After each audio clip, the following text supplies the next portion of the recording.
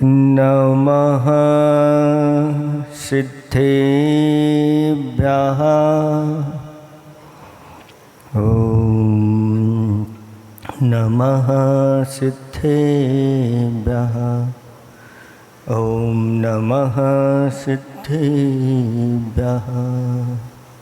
निर्मल जल सामने है जिनका, चंदन से है दिव्य वचन। अक्षत सम अक्षत है श्रद्धा, सुमनों सा सुंदर है तन। नैवेद्य चरित्र ज्ञान है दीपक, बसु विधि करते धूप दहन।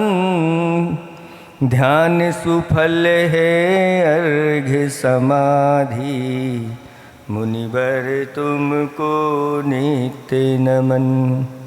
अनर्घ्य पद को पाने गुरुवर, मेरा अर्घ्य समर्पित है। एक जीवन क्या सौ सौ जीवन, गुरुवर तुम्हें समर्पित है। ऋषिवर तुम्हें समर्पित है। देवादिदेव खजराट कैवल्य कमलापति श्री आदिनाथ भगवान की। देवादिदेव खजराट वासुपूज्य भगवान की। देवादिदेव खजराट वर्तमान शासन नायक महावीर भगवान की। परम पूजिक स्वाट आचार्य प्रवर गुरुवर श्री विद्यासागर जी महाराज की। 3 कमलों करोड़ मिजाजों की उत्तम शौच धर्म की। परम पूज्य मुनिवर श्री विमल सागर जी महाराज की। समस्त मुनि संघ की। धर्म स्नेही भवात्माओं, बहुत दिनों से धर्म करते करते आप लोग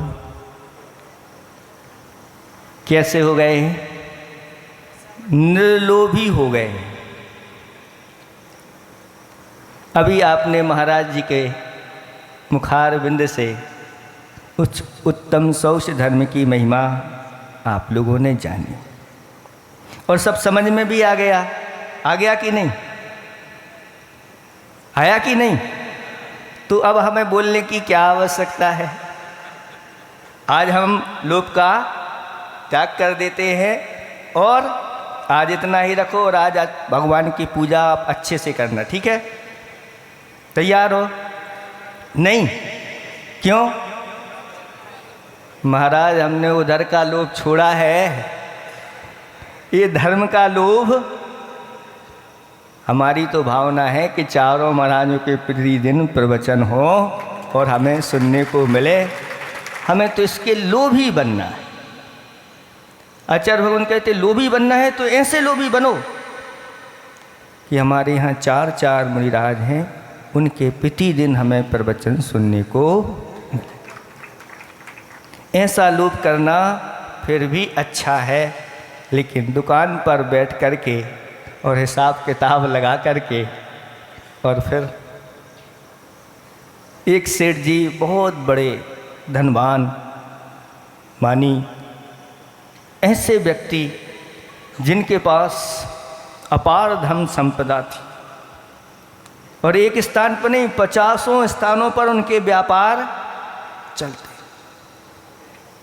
और जहाँ पर वो दुकान पर बैठते हैं वहाँ भी कई 20 मुनीम लगे और निरंतर धन की वृद्धि होती चली जा रही है। गद्दी पर बैठे बैठे और चिंतन उनका चालू हो गया और चिंतन करते करते गद्दी पे ही वह लुढ़क गए, मूर्छित हो गए। लोग दौड़ करके आए, मुनीम नौकर भी दौड़ के आए। क्या हो गया सेठ जी को? क्या? वैद्य को बुलवाया, डॉक्टरों को बुलाया। क्या हो गया सेठ जी को? इतने में उनकी पत्नी भी आ गई और थोड़ा सा पानी डाला और होश में सेठ जी आ गए। क्या हो गया, क्या हो गया? सेठ जी ने कहा कुछ नहीं, ज़्यादा कुछ नहीं हुआ मुनीम जी, मैं हिसाब किताब लगा रहा था कि मेरे पास जितना धन है इसके माध्यम से कितनी पीढ़ियाँ सुरक्षित रह सकती हैं, और लगाते लगाते अगर इस तरह से इस धन को खर्च किया जाए तो 7वीं पीढ़ी तक यह धन चलेगा, लेकिन उसके बाद समाप्त हो जाएगा। बस ऐसा चिंतन कर रहा था और मन में आया कि 8वीं पीढ़ी का क्या होगा। हेलो, क्या मैंने ऐसे सेठ पदवी को पाकर के मेरा इतना पुण्य नहीं कि आगे जाके मेरा धन समाप्त हो जाएगा? इसलिए मैं चिंतन करते करते चिंता में डूब गया। एक पंक्ति आती है कि चिंतया नश्यते ज्ञानम। चिंता जो होती है वह ज्ञान को नष्ट कर देती है। चिंतया नश्यते बुद्धिर, चिंता बुद्धि को नष्ट कर देती है। चिंतया नश्यते बलम, शरीर का जो बल है वह भी चिंता से समाप्त। ऐसे बलवान सेठ, खाने पीने हट्टे खट्टे सेठ, और वहीं के वहीं गद्दी पर लुढ़क गए। ये किसके कारण से? इतने बलवान थे, लेकिन चिंतया नश्यते बलम। चिंता जो चिंता होती है वह व्याधिर्भवति चिंतया। व्याधि भी किससे होती है? चिंता से। कहते हैं घटना उतनी भयानक नहीं होती जितनी कल्पना, कि अब क्या होगा, कोरोना आ गया है, कहीं हमें पकड़ करके ना ले जाए। बस कुछ लोग तो ऐसे ही देख करके घबरा करके और चले गए। ये सब चिंता के परिणाम हैं। तब सेठानी कहती हैं कि 7वीं पीढ़ियां हैं, इतना धन आपके पास है, आपकी 7वीं पीढ़ी में या इन 7 पीढ़ियों में कोई ऐसा नहीं होगा जो धन कमाने वाला होगा क्या? आपके धन को ही खाते बैठे रहेंगे क्या? नहीं। सेठ कहते हैं इतना तो मेरा पुण्य होना चाहिए कि कभी धन की कमी नहीं। तो सेठानी कहती हैं इसका उपाय है, और अगर उस उपाय को आप कर लोगे तो आपकी धन जो है ना, दिन दूना रात चौगुना वृद्धि को प्राप्त हो जाएगा, और ये कभी समाप्त नहीं होगा। इस सुबह हम आपके लिए उसका मंत्र बताएंगे। तब सेठ जी बहुत प्रसन्न हो गए। पत्नी हो तो ऐसी हो, और मेरी सारी चिंता कल दूर हो जाएगी, ये उपाय बताएं। और दूसरे दिन सुबह सुबह पूछा कि वह उपाय क्या है। तो पत्नी ने कहा कि पड़ोसी में, जो पड़ोस में पड़ोसी रहता है, उसके लिए एक थाली में आटा भर करके ले जाओ और उसको जा कर के दे देना। वह थाली में आटा भर करके ले जाता है और उस व्यक्ति के यहाँ पहुँच जाता है। वह व्यक्ति देखता है कि सेठ जी हमारे यहाँ पधारे हैं, आइए स्वागत है आपका। सेठ जी जा कर के बैठ गए और कहा कि मैं आपके लिए आटा लाया हूँ। तो वह कहता है अभी मैं इस आटे को नहीं ले पाऊँगा, पहले मैं पूछता हूँ अपनी पत्नी से। और पत्नी से जा कर के पूछता है तो पत्नी कहती है आज का आटा आ गया है। उस व्यक्ति ने कहा कि सेठ जी अब मुझे आपके आटे की ज़रूरत नहीं, क्योंकि आज का आटा तो हमारे लिए आ गया है, अब आपका आटा मैं नहीं ले पाऊँगा। सेठ जी कहता है क्या बात हो गई, आज का आटा आ गया, आज तो ले लो, ये कल काम में आ जाएगा। वह कहता है नहीं, मुझे कल की कोई चिंता नहीं। आज के सामने कल की कोई चिंता नहीं करना चाहिए और हम लोग तो बस इतने में ही संतुष्ट हो जाते हैं। कल फिर पुनः आएगा, उस समय हम लोग देख लेंगे। आज आपका आटा हम नहीं ले सकते हैं।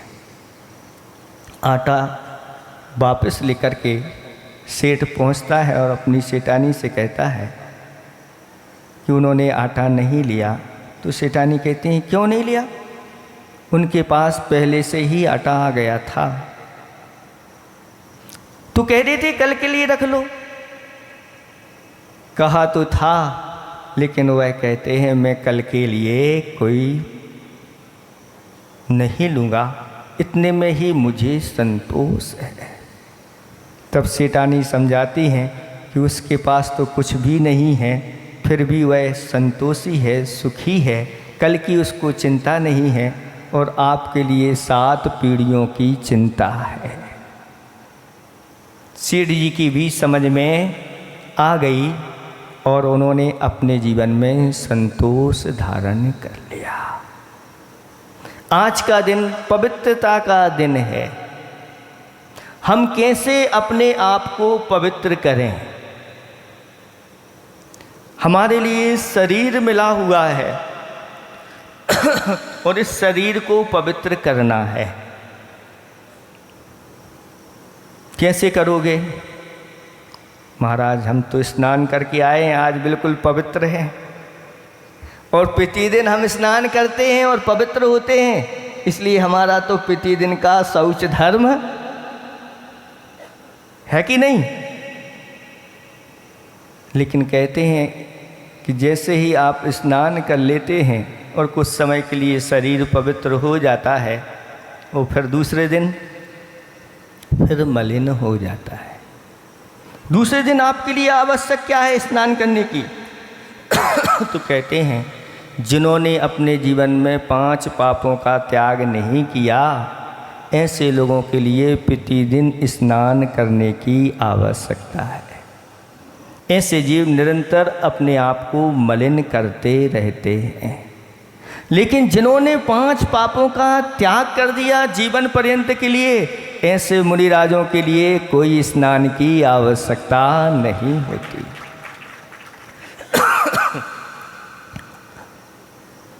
और उनकी मलिन देह को पाकर के भी लोग उनके चरणों की रज अपने मस्तक पर लगाने के लिए तैयार रहते हैं।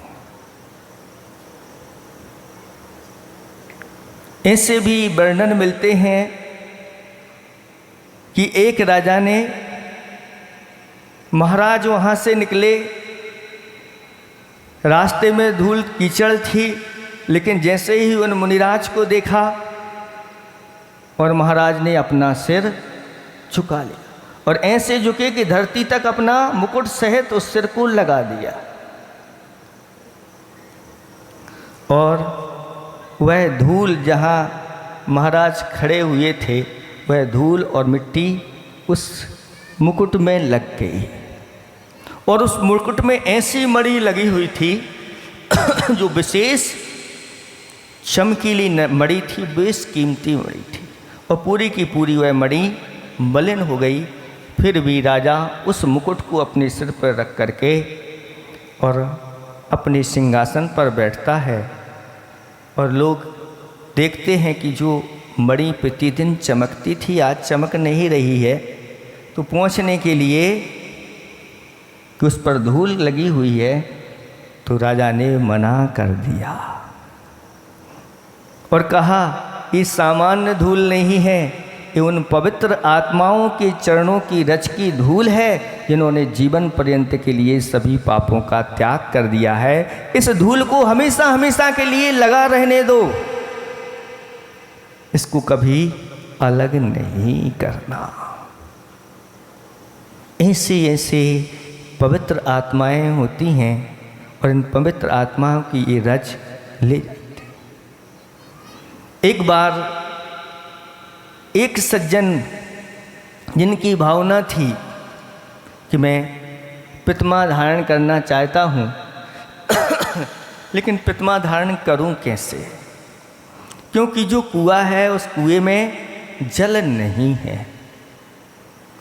लेकिन मुझे तो प्रतिमा धारण करना है, और क्यों ना ऐसे ही गुरु महाराज के चरणों की रज में ले जाऊं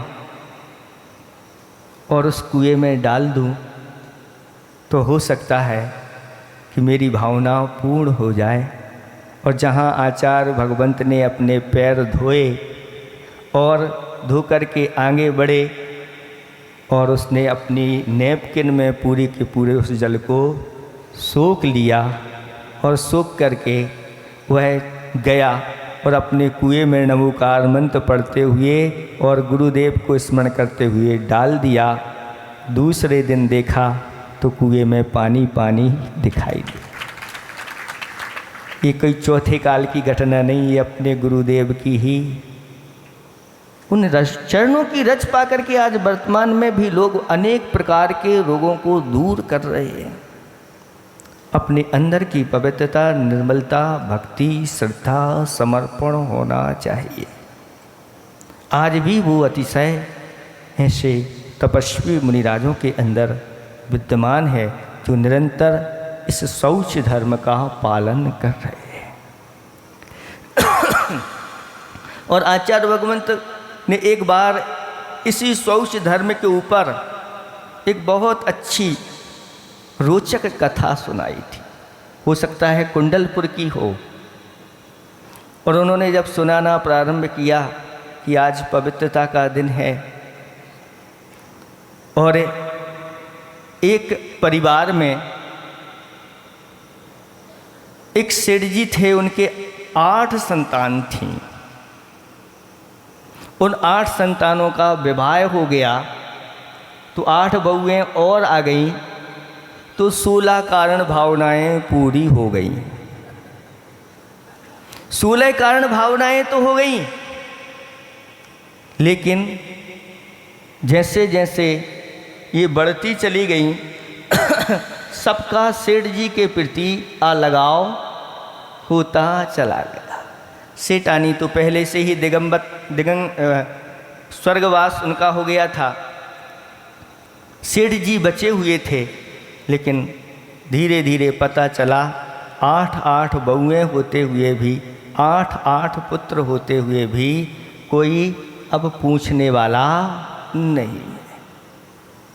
अंतरंग से प्रसम, संवेग, आस्तिक, अनुकंपा आदि भाव सब चले गए। अब 16 कारण भावनाएं करेंगे क्या? अब क्या करें? चिंतित हो गए। और एक दिन ऐसे ही चिंतित मन से अपने मित्र के पास पहुंच गए और मित्र से कहा, ऐसी ऐसी स्थिति है, मैंने अपना पूरा का पूरा जो धन था इन पुत्रों के नाम कर दिया, और विचार किया कि अब मैं तो संतोष धारण करूंगा, मुझे अब आवश्यकता नहीं, क्योंकि ये परिग्रह तो बहुत बड़े पाप का कारण होता है। और मैंने इन सब का त्याग करके अपने बच्चों के नाम कर दिया।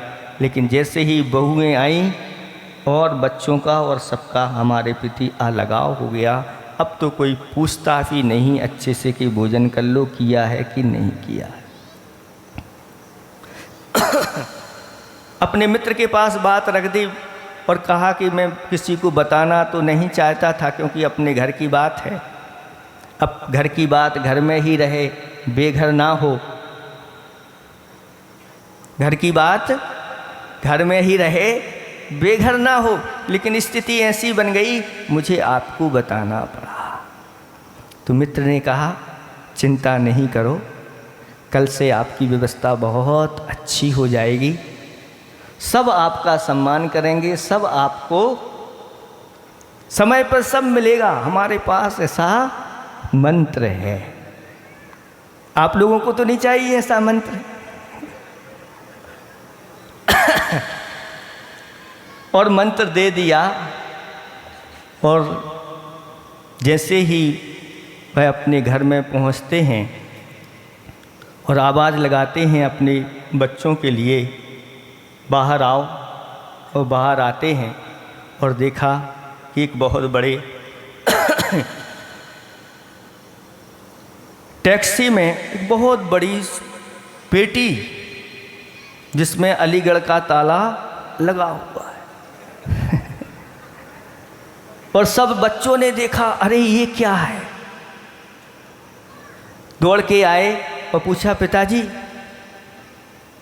आपको पता नहीं, ये सब पूरा मित्र के यहाँ रखा हुआ था। अब विचार आया कि जीवन का कोई भरोसा नहीं है, अब मित्र से अपना ले आए और ले कर के आए हैं। आओ, सब लोग उठा करके मेरे कमरे में, सब ने 8 ने मिल कर के उठाया, बहुत वजनदार थी, और रख दिया। और बस दूसरे ही दिन से छोटी बहू, बड़ी बहू, मझली बहू, सभी प्रकार की, पिताजी आइए आज नाश्ता तैयार है, केसर का दूध तैयार है, हलवा तैयार है, आज आप क्या लेंगे, शाम को आपकी क्या व्यवस्था करें, आदि आदि। आप कपड़े मत धोइए, हम लोग सब बड़े खुश आनंद के साथ अब हमारे दिन रखे हैं। और बहुओं के लिए भी आशीर्वाद सबको मिलेगा, चिंता नहीं करना। बेटों को भी अच्छे से आशीर्वाद सबको मिलेगा समय से। और प्रतिदिन ऐसे ही होने लगा। मित्र मिले, क्यों भाई, ठीक तो चल रहा है ना सब। मित्र हो तो ऐसा, ऐसे मित्र तो ना भूतो ना भविष्यति। ऐसे ही भाव भाव में हमें मित्र मिले, कोई कमी नहीं, सब बढ़िया चल रहा है। और ऐसे करते करते एक दिन सेठ जी चले गए। और जैसे ही वह गए, चल बसे, और इधर सभी लोगों की नज़र उसी पेटी पर।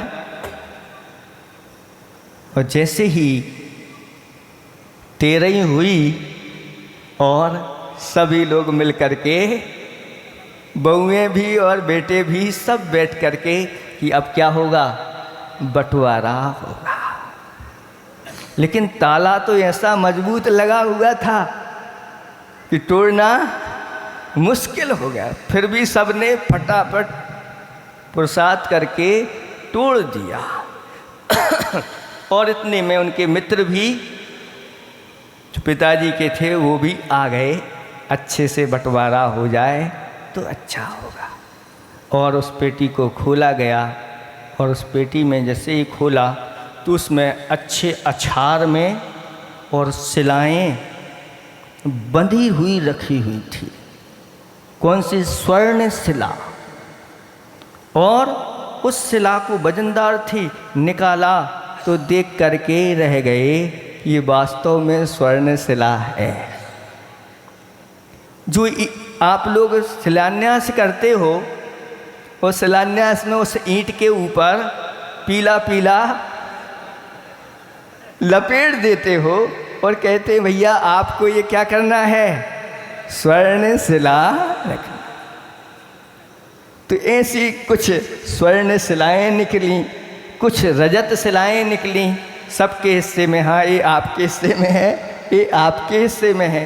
किसी के हिस्से में बेलना आया, किसी के हिस्से में पटा आया, किसी में खल्लड़, लुड़िया आदि आदि। ऐसे करके जो रसोई के सामान थे वो सब मिला करके 100 रुपये का सामान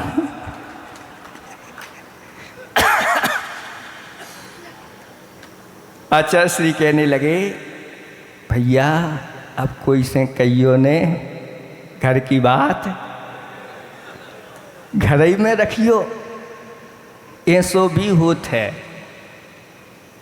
ऐसे लोभ में जो आ जाते हैं और लोभ में आकर के अपने ही कुटुंबियों की जो मदद करने में कतराते हैं, दूर होते हैं, ऐसे लोभी कभी सुखी नहीं हो पाते। यहाँ तक कि अपने माता पिता की सेवा करने से भी कतराते हैं। ऐसे व्यक्ति के अंदर कभी शौच धर्म नहीं आता। शौच धर्म उनके जीवन में आता है जिनका मन पवित्र होता है। आप लोगों ने प्रश्नोत्तर रत्न मालिका पढ़ी है। इस लोक में पवित्र कौन है? जिसका मन शुद्ध है। जिसका मन शुद्ध है, शुद्ध मन यानी जो पर वस्तु को ग्रहण करने के जिसके भाव नहीं होते, जो अपने मन में पवित्रता रखता है, अपने मन में जो किसी प्रकार के पाप करने के भाव नहीं रखता, अपने शरीर के प्रति जिसको ममत्व नहीं रहता, भोजन में भी जिसकी वृद्धि नहीं होती, ऐसे पवित्र मन को धारण करने वाले शौच धर्म के अधिकारी होते हैं। ऐसे बिरले मुनिराज आचार्य परमेष्ठी इस धर्म को धारण करने वाले होते हैं। और जिसके जीवन में जितना यह धर्म आता चला जाता है वह उतना ही सुखी होता चला। हमारे आचार्य भगवंतों ने कहा कि जितना पुरुषार्थ आप संसार मार्ग में करते हो उसका एक शतांश भी अगर अपने जीवन में धर्म मार्ग में कर लो तो तुम्हारा कल्याण हो जाएगा। देख लो चक्रवर्ती के लिए अभी बताया महाराज ने कितने वर्ष लगे? 60,000 वर्ष दिग यात्रा में ही निकाल दिए। लेकिन जब उन्होंने दीक्षा धारण करी और दीक्षा धारण करके जिन्होंने अपने जीवन में 10 धर्मों को अंगीकार किया और हाथ पर हाथ रख कर के बैठे कि एक अंतर मुहूर्त में उनको केवल ज्ञान की प्राप्ति हो गई। केवल ज्ञान की प्राप्ति के लिए अंतर मुहूर्त में काम हो गया। जहाँ 60,000 वर्ष में 6 खंड को जीतने के लिए इतनी बड़ी सेना को लेकर के गए थे, वहाँ अंतर मुहूर्त में उन्होंने पूरे 3 लोक को जीत लिया। 3 लोक के ऊपर विजय प्राप्त कर ली, अपने इंद्रियों के ऊपर विजय प्राप्त कर ली, कसाओं के ऊपर अंतर्मुहूर्त नहीं लगा। इसलिए आचार्य भगवान कहते हैं कि शरीर को पाकर के इस निरंतर इसको धोने में मत लगो। अनंत काल से नहाते आ रहे हैं, आज तक ये शरीर पवित्र नहीं हुआ। ज्यों धोवे त्यों, ज्यों ज्यों धोते चले जाते हैं त्यों त्यों मैली होती चली जाती। सबसे अगर मलिन वस्तु कोई है तो क्या है बताओ? संसार में सबसे मलिन वस्तु क्या है? मन तो है ही, लेकिन मन में जो शरीर में बैठा हुआ मन है वो मलिन होता है तो शरीर भी मलिन हो जाता है। और शरीर भी ऐसा है कि अच्छे अच्छे वस्तुओं को भी सबसे पवित्र सुगंधित वस्तु ले आओ और इस शरीर को अच्छी बना करके ठंडियाई और उसमें सब सुगंधी डाल लो और पी जाओ। बस शरीर का स्पर्श पा करके और सबको मलिन करने वाली यह काया। इसलिए इस काया को कितनी बार धोया लेकिन ये अभी तक पवित्र नहीं हुई। तो आचार्य भगवंतों ने कहा अगर इसको पवित्र करना है तो अच्छी तरह से रत्नत्रय को धारण करके इस देह को पवित्र कर लो। आत्मा भी पवित्र होती है और देह भी पवित्र हो जाती है जिस आत्मा में ये रत्नत्रय ज्ञान तप ध्यान पूजा जप आदि के माध्यम से, दान आदि के माध्यम से यह हमारी आत्मा पवित्र होती है। इसलिए आत्मा को और देह को पवित्र करना है तो ऐसे ही अपने जीवन में आप तप आदि करते चले जाओ। डरो मत। कितनी बार इस शरीर को हमने बार बार खिलाया है लेकिन आज तक तृप्त नहीं हो पाई। लेकिन जो अपने जीवन में ऐसे उपवासों को धारण कर लेते हैं, आज कितने दिन हो गए भैया 16 कारण वालों को? 8 उपवास हो गए। 8वां है आज। पहले के अलग हैं, 16 कारण पहले से चल रहे हैं वो अलग, ये भी लगातार। और फिर भी आप सबके बीच में ऐसे धर्म ध्यान कर रहे हैं, पूजा पाठ कर रहे हैं और मुनिराजों की आहार चर्या आदि में भी संलग्न आदि होकर के सब कार्य। कहाँ से ये शक्ति आ गई? तो ये सब अंदर का ही परिणाम है, अंदर की पवित्रता है। और जो अपने अंदर ऐसे पवित्र भाव बना लेता है उसका जीवन पवित्र हो जाता है। इसलिए जितना आप अपने जीवन में संतोष लाओगे उतने ही सुखी होते चले जाओगे। नहीं तो एक चक्रवर्ती के पास 6 खंड का साम्राज्य था और वह एक आम के चक्कर में अपने 6 खंड को छोड़ करके समुद्र में चला गया और ना आम मिला और ना कुछ वापस अपना 6 खंड मिले। वहीं पर मृत्यु को प्राप्त हो गया। मिला तो क्या मिला? 7वां नरक। 7वें नरक की उसकी यात्रा हो गई। इसलिए धीरे धीरे करके अपने इस लोभ वृत्ति को कम करो। लोभी व्यक्ति ना तो अच्छे से दान कर सकता है, ना वह पूजा कर सकता है। यहाँ तक कि कहा कि लोभी व्यक्ति तो अच्छी तरह से निद्रा भी नहीं ले पाता, जागता रहता है कि कहीं कोई चोर तो ना आ जाए, और उसका धन आराम से गद्दी पर पड़ा हुआ सोता रहता है। सोना जो है वह सोता रहता है और सेठ जी का जो सोना है वो सोने की रक्षा करते हुए और निकलता रहता है। ऐसा लोभ नहीं करना अपने जीवन में। जो जितना त्याग करता है उतना ही सुख संपदा का संपादन करता है। शाता वेदनी का आश्रय करता है, पाप कर्म की निर्जरा करता चला जाता है। धन्य है वे जीव जो कभी किसी से कुछ अपने लिए मांगते नहीं। जो कुछ है उसी में वह संतोष धारण करते हैं और सुखी रहते हैं। और एक दूसरी तरफ वे हैं जिनके पास अपार संपदा है, फिर भी भैया कुछ फ्री का मिल रहा हो तो लाइन में लग जाते हैं। बड़े बड़े जिनकी एक दिन की कमाई लाखों करोड़ों की कमाई है और अगर फ्री में मिल रहा है तो लाइन में लग करके भाई ले लो, कब मिलेगा। मुफ्त में मिले तो 4 चाहिए, और अगर पैसे के हैं, दाम वाले हैं तो कहते हैं हमारे काम के नहीं। ऐसी स्थिति ना बन जाए अपने जीवन में। इसलिए जितना हो सके अपने जीवन में इस लोभ को कम करो। ये बढ़ता हुआ लोभ है, बढ़ता चला जाता है। तृष्णा नागन जो जंग के लहर जहर की बढ़ती चली जाती है। लेकिन इस तृष्णा रूपी नागिन को अगर समाप्त करना है, तृष्णा रूपी अग्नि को अगर समाप्त करना है तो हमें अपनी इच्छाओं को कम करना होगा।